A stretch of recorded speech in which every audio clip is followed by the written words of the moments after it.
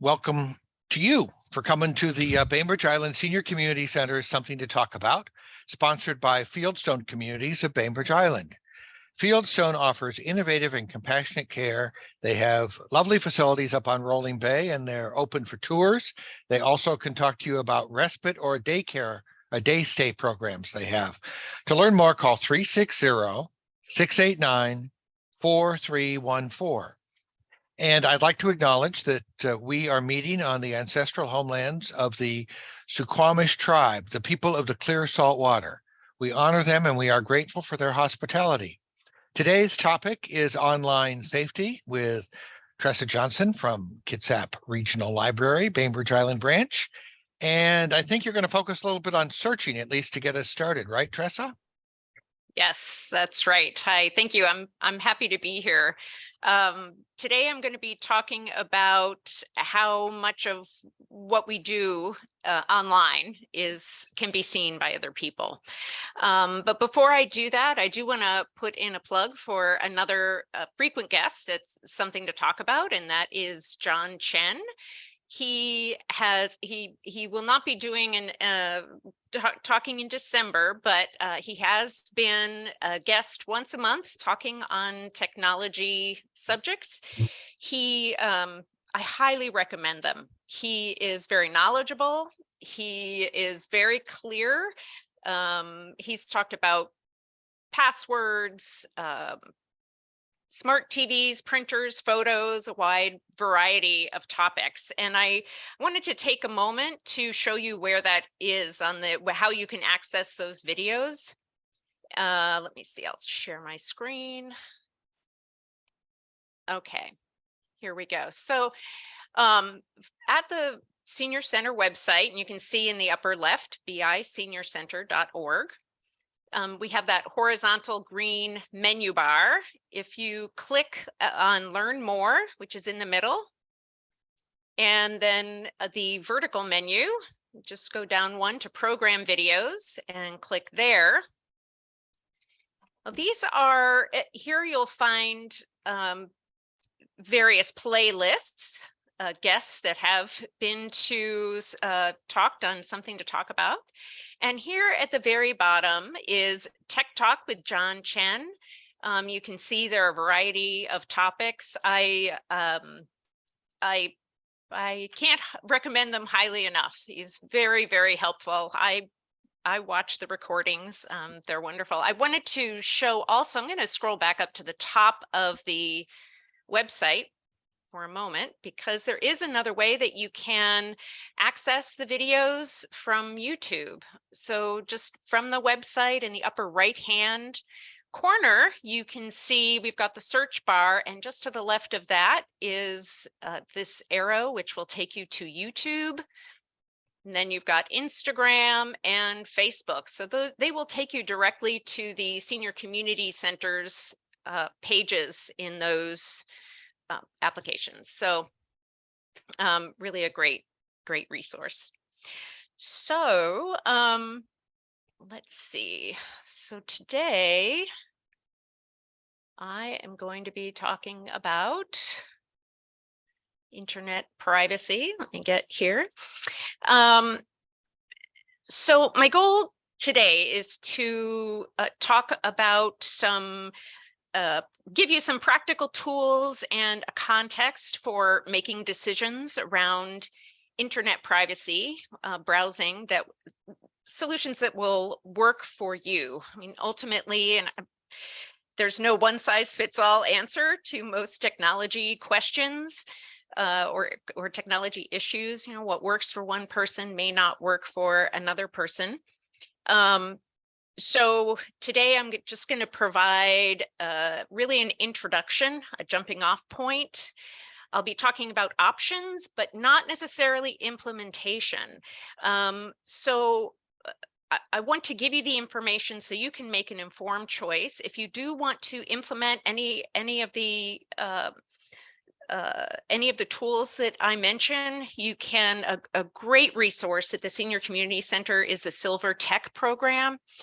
The Senior Community Center and Bainbridge Youth Services are working together to provide teen tech tutors. So you just call the senior community center and get on their list of folks that are their waiting list at 842-1616, and you can work with someone to either implement some of these ideas, these tools directly, or you can talk to them about what your options are. So let's see. So the internet is not a private place. I mean, advertising tries to learn as much about you as they can in order to sell information to the highest bidder. Emails know when you open them. Some companies, namely Facebook and Amazon, they'll follow you from site to site as you browse the web. So they know exactly what you're interested in and try to sell you those things. When we go online, there are 4 places where we leave traces of ourselves. And I'm going to look at all 4 today, starting with the internet service provider. So the ISP, or internet service provider, I'm referring to the company that you pay that gets you access to the internet. So they have access to everything that we do when we're using their services. And as far as I can tell, there currently is nothing that we can do in the state of Washington to prevent that. In 2016, the FCC implemented privacy regulations that would require these ISPs to get our permission prior to collecting information. And those rules were repealed the following year in 2017. They were repealed by Congress. So at that point, 2017, states started the state level Congresses, representatives, houses, they started, legislatures, I guess, they started to develop legislation and that would protect our privacy. And Washington State was one of the first. Unfortunately, that legislation did not pass. It was, it was called the People's Privacy Act in 2021. Was introduced to the Washington State House of Representatives, but it didn't pass. So I believe my understanding at this point is what we can do to protect ourselves from these companies is to lobby our representatives in the state legislature. So I did find a resource from, let me see, what's it called? The National Conference of State Legislatures, and they have listed out privacy legislation in all the states related to ISPs. It was last updated in August, so I'll provide you that web list, that web address again at the end, but just in case you're interested. Okay, so these next 3 items, they work together to track where we go on the internet. So I'm going to be talking about them individually, just clarifying what they are, what I'm talking about, and I'll talk about their relationship. But it's not quite linear, so please bear with me as I jump around a bit and feel free to ask questions. So a browser. So a browser is what enables us to view the internet. So if you think of the internet as a highway and the websites as destinations on the map, a browser is your on-ramp and your exit ramp. Okay, so examples include, from left to right, you've got the Internet Explorer, Chrome, Safari, and Firefox. Now, I do want to take a moment to talk about Chrome, which I can't help but look at this icon and think about a beach ball. So in my mind, I have to remind myself not to call it a beach ball, but for what it's worth. So this browser, Chrome, is not Google. Chrome is software that was developed by the company Google, but it is not the search engine Google. And I want to explain what that means. So you use Chrome to get to the internet, to get to the highway. Google, as the search engine, is what allows you to search that internet highway as you decide which website you want to go to, which destination you want. When you decide on that destination, Chrome is what gets you there. And you can actually use a search engine, Google, with any of these browsers. You're not limited. You can use any browser. And in fact, there are a number of search engines that you can use. I wanted to show you, in addition to my imperfect analogy of the highway, I did find this visual illustration. The web browser is how you get to the search engine. The search engine is what will tell you kind of what your options are. And let's see, other search engines that you can use include Yahoo, Microsoft Bing, DuckDuckGo is frequently, I've seen a number of television ads for DuckDuckGo. Each of these search engines search in a slightly different way. I used to use Yahoo regularly because they had historic stock prices right on their opening page, which is not something that Google does or did. So they are a little bit different. They look different. They function differently. Google is just the most popular one. Okay, so the fourth place where we leave traces of ourselves is the website itself. Okay, so the question, now that we know these three items, how do they work together to gather our information?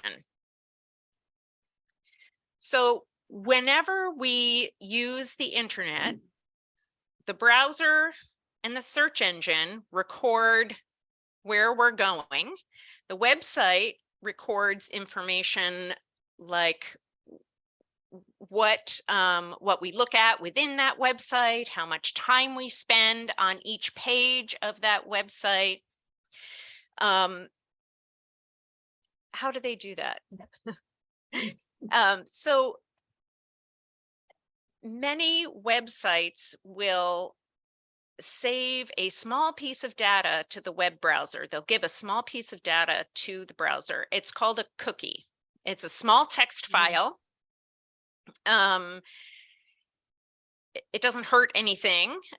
What it does, and you may be aware of the term cookie because the EU has a law known as the cookie law that requires websites to get our consent before putting a cookie on our devices through our browsers.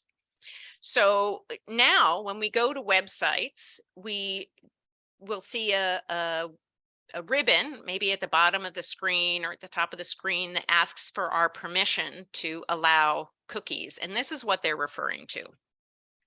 So, and as I said, cookies in and of themselves are not a bad thing. It's just creepy what they do, which I will now describe. So cookies are what allows a website to remember what your login credentials are. So username and passwords. So you go to a website, you put in your username and password, and then the website takes that information and can leave a cookie on the browser so that next time you go to this website, next time you use that off-ramp to get to the website, that cookie can be read by the website, and they'll say, here's this information. We still have your username and password. Let's see, cookies enable online stores to keep track of the items we've put in our shopping carts. So not a bad thing. I really appreciate this feature. I mean, in many ways, cookies they really enable the web to act the way we expect it to, right? So we can put things in our shopping carts. They also enable websites to remember any special settings that we have set on that website. What I mean by that, I read the New York Times online, and I prefer a larger text. So on their opening page at the New York Times, I enlarged the text, and that information was stored in the cookie and goes to the browser. So every time I take that off ramp to the New York Times, the text is large to begin with. That's another feature that I appreciate. Cookies are also used by advertisers. This is where maybe it gets a little more creepy. So an example, I've shared this example before. If I go to the LL Bean website looking for luggage, right? I'm shopping for luggage. And then the LL Bean website will leave a little cookie in the browser. And then later that day, or the next day, some other time, I go to the New York Times website.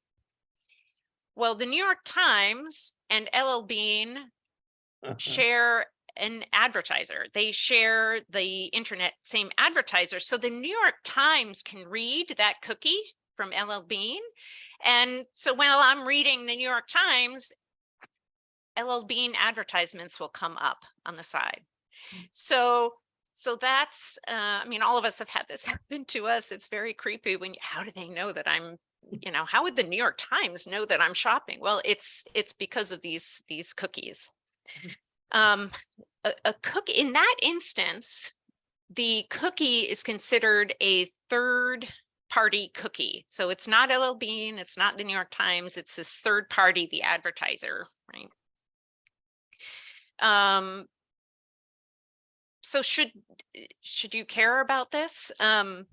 Again, it just depends. It's very individual. It's not one size fits all.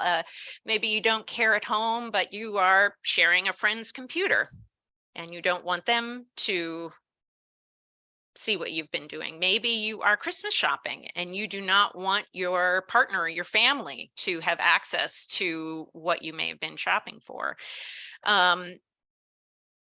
It's very, very situation and individual specific. So does anyone have any questions up to this point? I see Jane raising her hand. Yeah, can you hear me? Yes, I can. Thanks. Do you recommend accepting some of the websites give you the option of accepting or not? Some of them, if you don't accept, you can't get into it. So do you recommend accepting cookies where there's the option? So that's a good question. I think there are, and I'm going to go into some tools that you can use that would enable you to do that while not compromising your privacy. It really, when I'm at work, I work on a computer that's shared by another 10 people. And I will accept cookies because I need the information. I'm doing research for someone in the community, a question. But when I log out of the computer, I make sure that all of those cookies have been erased. Oh. And I'm going to talk about how to do that. There are browsers you can use. There are search engines you can use. There are tools that you can use, things you can do so that they don't stick around. I guess the short answer is I can't really recommend anything because it depends on what your situation is and what works best for you. But you do have a choice. Okay. So I'm going to talk about those. Oh, Reed. Yeah, I was just going to say, you just mentioned third-party cookies. Mm-hmm. So I know that some of the things that you're going to talk about are the ways that if you dive into the settings, those complicated areas inside the browser, where you can say, well, I'll take this kind of cookie, but not that kind of cookie. That's exactly right. So that is, whoops, that's not the first thing I'm going to talk about. I am going to talk about that. First thing I'm going to talk about is manually logging out of websites. So this is the biggest one that I see at the library that people are not aware of. So Facebook and Amazon, like I said in the very beginning, they will track us wherever we are on the internet. So you log into Amazon with your Amazon account, and then you shut off your computer, and the next day you go back online and you are doing something else. Amazon is still looking at what you are doing because they keep you logged in, or that is what enables them to do that. So when you are finished with Amazon, it's very convenient. They make it so easy to spend money. They keep you logged in. But when you're done with Amazon, you want to manually make sure that you click that log out. If this is important to you, you manually log out. And the same with Facebook, or I actually manually log out of any website where I had to log in. Now, this is what Reed was referring to, is going into your browser settings. You can delete cookies, clear your cache. This is something, if this is something that you would like to implement or learn how to do, I suggest calling the Senior Community Center and getting on a list for Silver Tech. That's something that those teen tutors can help with. Every browser, where they put their settings will be a little bit different. The words they use will be a little bit different, which is why it's best to sit with someone one-on-one and get answers that are specific to the browser that you like to use and the privacy settings that are important to you. Okay. One thing to remember when you do this, when you open your settings and delete cookies, clear cache, is that when you do this, it means that if your browser will no longer remember your username when you go to, check, place a hold on a book at the library. When you clear the cookies, you're getting rid of that information. So it does mean, and this is some of the information to weigh, it's the opportunity cost of clearing those cookies, is it means that you need to remember the usernames and passwords, or use another tool like a password manager or a password book, or to have that information. It's very convenient to use those cookies in that way. But if you again, it's a very personal decision. If you decide that you would like to delete those cookies, then there's this other piece that means you'll want to be thinking about how to cover that information. So the next step, or another step, one is not better than another, but here is another one. You can install what's called a browser plugin. So a plugin, or an extension, called extensions, it's small applications, small pieces of software that you can add to your browser. And that software does something that the browser can't do on its own. You may be familiar with the Adobe Reader plugin. The Adobe Reader that enables you to read PDFs on your browser. Privacy plugins, security extensions, they can help you remain anonymous. For example, there are plugins that will block cookies. They will not allow cookies to be left on your browser. So some examples. Adblock Plus. These are free examples, and I'm going to give you 3 examples. The At the end of the presentation, I have addresses where you can access them. The installation is not, I think you have to click to say, yes, you want to install it. And then it downloads and you click a second time to install. But this, again, is something that Silver Tech Tutor, this is a perfect way to go and use those services if you're interested in installing one of these. This is uBlock Origin. And then there is Privacy Badger. Again, there are very many choices. Some of them you can pay for. These happen to be 3 free options. If you explore information about each of them, you'll see they do it a little bit differently. Again, this is something you can research at home, or you can talk to a Silver Tech Tutor about it and read about them with someone that can tell you more about what it is that they're doing.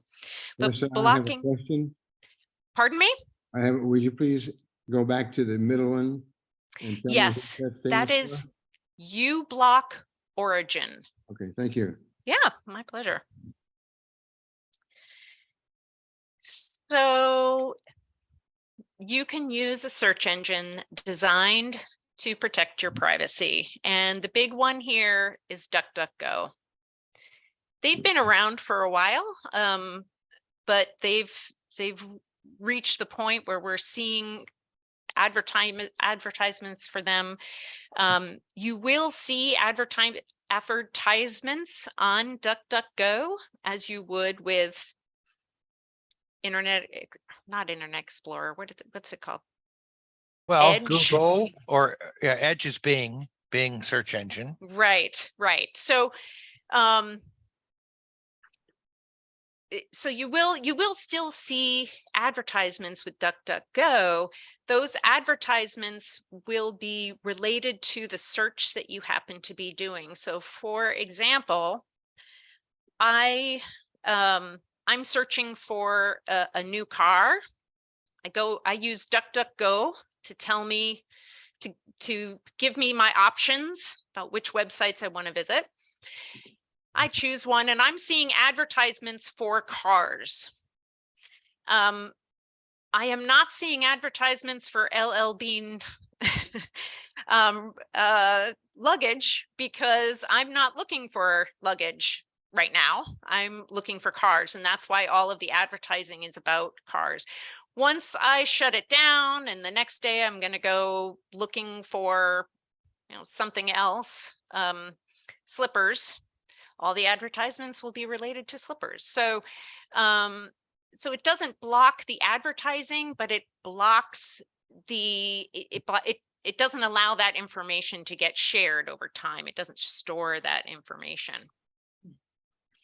And so DuckDuckGo, you can use in a number of different ways. You can install it for free on a mobile device. You can add it as a browser plugin, as a safety extension, or you can use Google to get to DuckDuckGo. Lots of ways you can do it. Okay, you can adjust your browser settings. So this again is something. Why wouldn't I want to go to DuckDuckGo? That's a great question. Each search engine, Bing, Google, DuckDuckGo, Firefox, Edge, they have different, it's like using a different map. You've got Rand McNally, you've got another map company. So if you search for cars on DuckDuckGo, you will get different set of results than you would on Google. Does that make sense? Yeah, Reed. Yeah, you just conflated a couple things Oh, there. You were thank you. talking about you were talking about browsers and search engines, and DuckDuckGo is a Yes. search engine.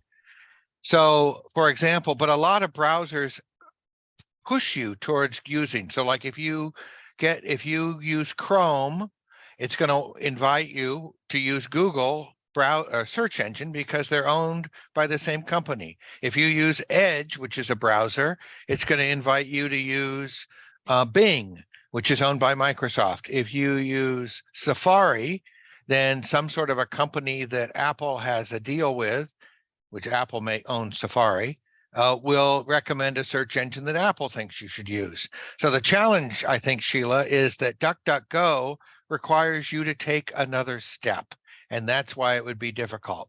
You have to go change your settings, another complicated maneuver, which maybe Silvertech is a good helper for. Thank you, Reed. Thanks, Reed. I really appreciate that. So I am an example of how easy it is to get confused about the difference between a search engine and a browser and which one does what. So I really appreciate that.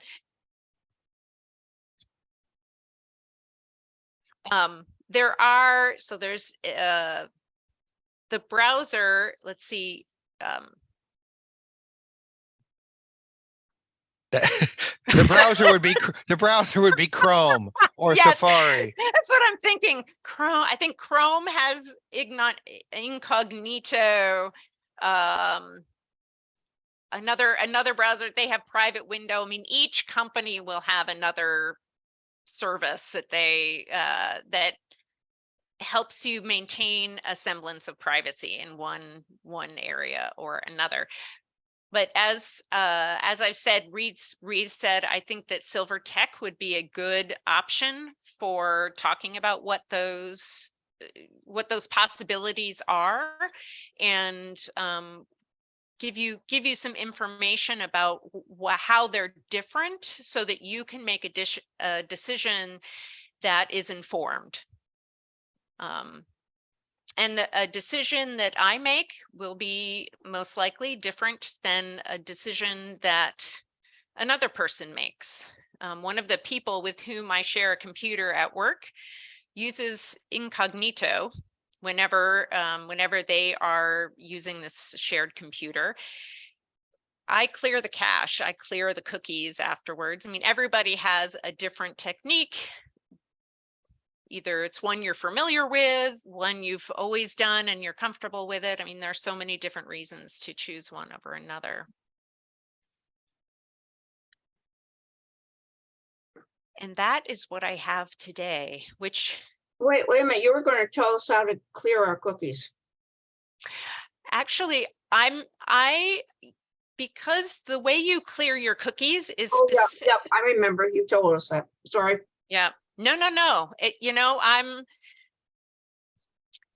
I'm happy to see I'm not alone. I'm not alone. It's a lot of information. Any other questions or comments? Yes, Jane. On the manually logging out of websites, I never log into Facebook. It's just always there. And I'm thinking I probably should. If you log out, I use a phone, a computer, and an iPad. If I log out on one, will it log out across all of those devices? No, it will not. It That will is not. such a great question. It will not. No. Okay, so I have to do it on each one as I'm using it.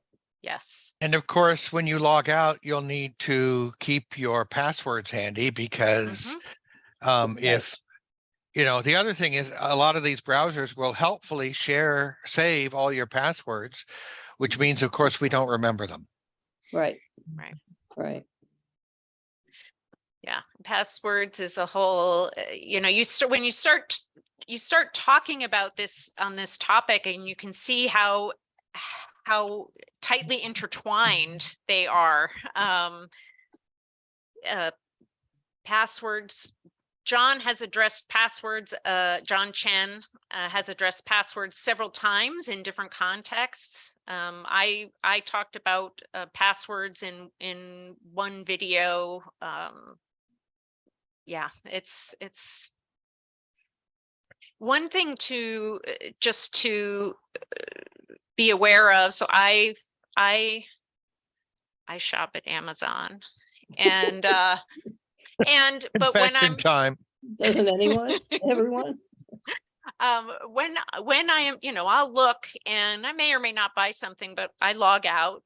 When I log back in, of course, everything that I have put in, not of course, but the website, Amazon, has held on to my information. It tracks that information while I'm there. So when I use my user name and password to get back into Amazon, they have my my cart is complete. Everything that I put in my cart is still there, my shopping history. They also have information about where I went on their website, what I looked at, the items that I looked at. Yeah, and I use an Amazon subscription for the Washington Post.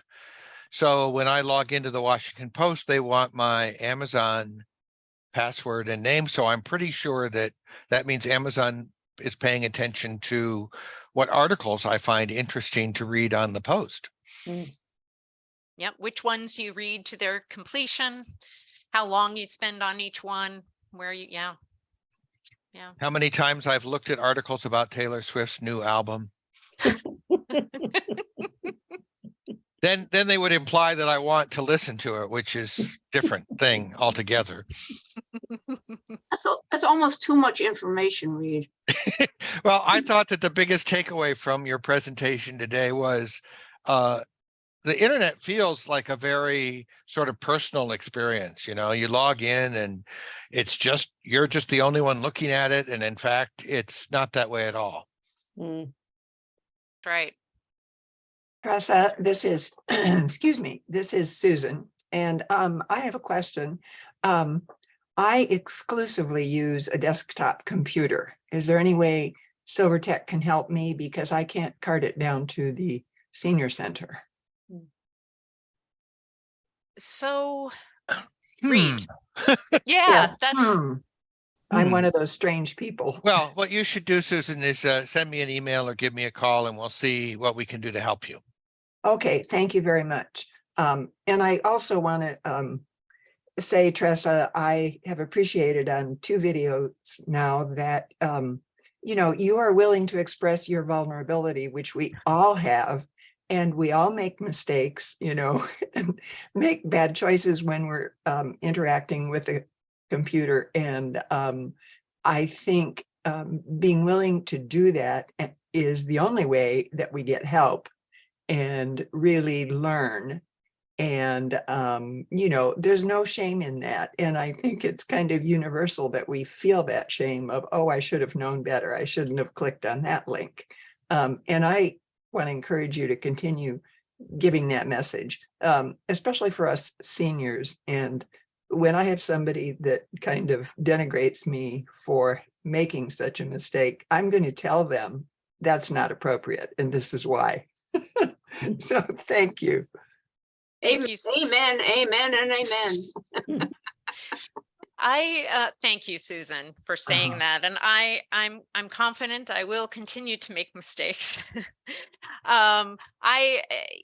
It's interesting, and I do think it's important that we own them, because that is how we learn as individuals. And asking questions is how we learn. Gosh, when I was getting my graduate degree, which was maybe 15 years ago, my computer, I had a laptop, and it just stopped working. I thought that I had lost everything, all of my work, 2 years worth of work.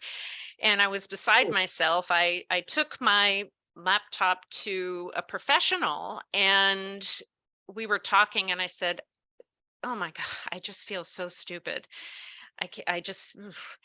And he stopped working on my computer and he turned and faced me and said, Tressa, if you spoke French and I didn't, would you think I was stupid?